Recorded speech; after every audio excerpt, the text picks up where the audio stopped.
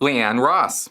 From what I understand, Scientologists are willing to put up with harsh conditions and terrible treatment because of the urgency to save everyone by clearing the planet.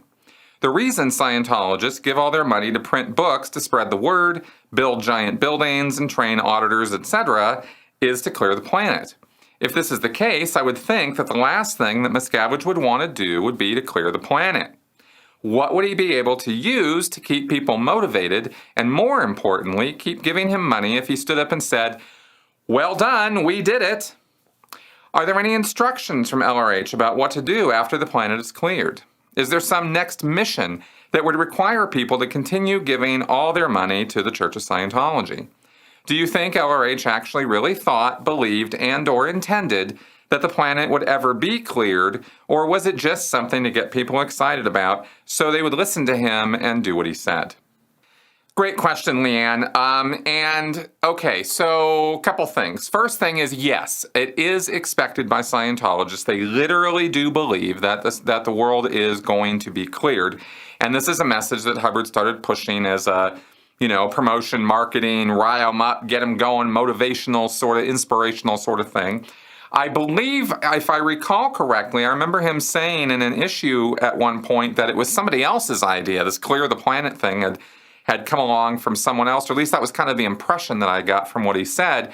But it was a banner, it was a rallying cry that everybody could get behind, and it was definitely a motivating force behind uniting Scientologists behind something bigger than themselves. And if you think about that for a second, you can see the power of something like that to a group. It takes it from a self-help group, a sort of selfish, narcissistic, it's all about you, and it's only about you, for every single individual Scientologist, and it makes it into something grander and more scaled and more amazing. And that is as actually kind of a little bit of genius, when you think about it. Because who wouldn't want to get on board with having a cleared planet? Everybody in this condition where they are no longer irrational, no longer prey to their fears and stresses and anxieties and personal issues. And, one imagines a world of logic and reason and rationale and calm and tranquility and everybody just kind of getting along in a general sense. Hubbard never sort of put out any kind of, dare I say this, any kind of Marianne Williamson sort of vibes, right? It's all about love. I shouldn't really rag on her because her intentions sound good, but, not exactly what we need right now. Anyway, getting back to Hubbard here, So that is a thing. And I don't think Hubbard ever really imagined, and I really am positive that David Miscavige has no plans or concept at all that the entire world is actually going to become cleared within this lifetime. I mean, that was one of the, when I started realizing for myself, I've said so many things that are, that got me thinking when I was a Scientologist and a Sea Org member, and I started. And there were a lot of things along the road that sort of started waking me up to the realities of what I was involved in, the money scamming and the fraud and the physical abuse and the emotional abuse, all of those things, and the lies and the hypocrisies, all of those kind of started waking me up. And one of those points was confronting the magnitude of what we kept talking about. We kept saying we're going to clear the planet, it's going to happen this lifetime. Well, Scientologists are great, obviously, at denialism and, in other words, not facing reality. And the sheer volume of the task at hand is far more overwhelming than any Scientologist is dealing with or confronting. I mean, these guys get off on having like 5 clears made in a week. Oh my God, there were 20 OTs made at Flag this week, as though that's statistically relevant in any way when you're facing a population on this planet of, billions of people.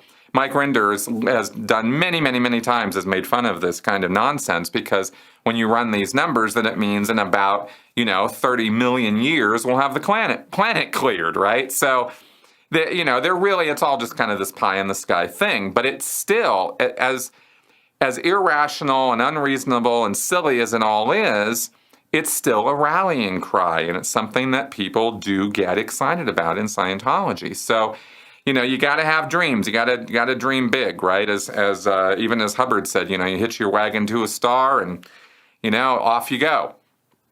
Now, as far as any instructions about it, there's really only one place in all of Hubbard's work that I can think of right now, at least, where he actually talks about what happens when this planet Earth is cleared.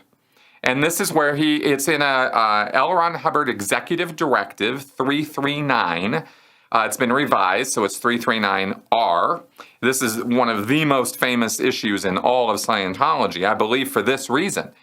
He talks in there about Target 2. He says, we'll all make this thing happen, and we're going to clear this planet, and then we'll go on to Target 2 and clear another one. And eventually, many, many, many years down the line, we will have this entire universe cleared, impervious to the traps of yesteryear, and we will all move forward as, full OTs.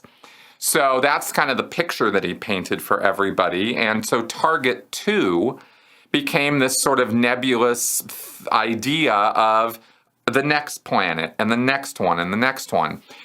Actually, I should say there was something else too, and that was a technical training film which talked specifically about how this would be done. It was the title of the film was Why TRs? ? Right? Why TRs? TRs, of course, being training routines, and the communications course, which we've talked about ad infinitum.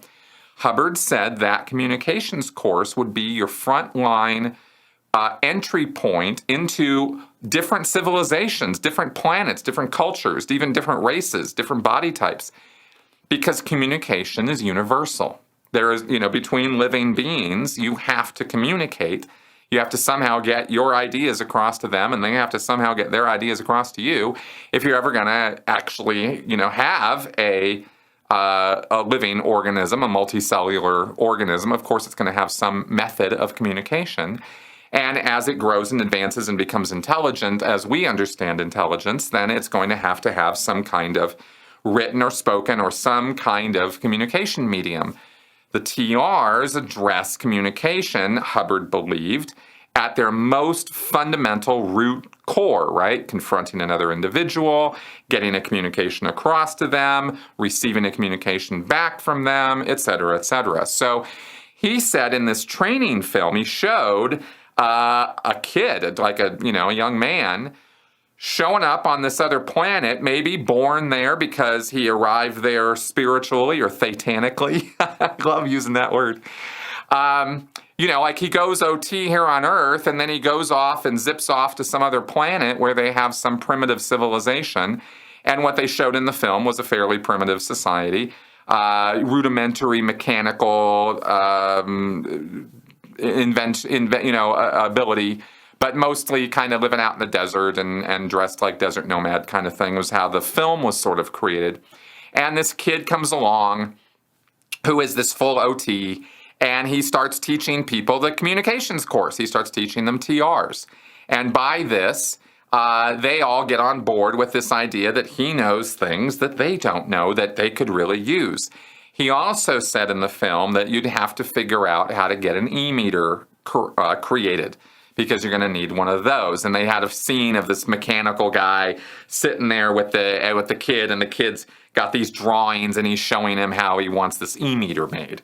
And of course, everybody had human bodies in the film. They weren't trying to go too alien, but this was also part of the communication from Hubbard about how we were going to carry the torch out to the rest of the universe. And this was a film that was shown to people who were auditors in training. It wasn't shown to everybody, so not all Scientologists have seen this film. In fact, I'd say very few of them have.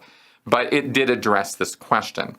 Maybe there's other places in Scientology materials I never covered or went over where he talked about this even more, but those are the first two things that come up. So anyway, thought that might be of interest to you. I don't think I've ever talked about those things before, and there you go.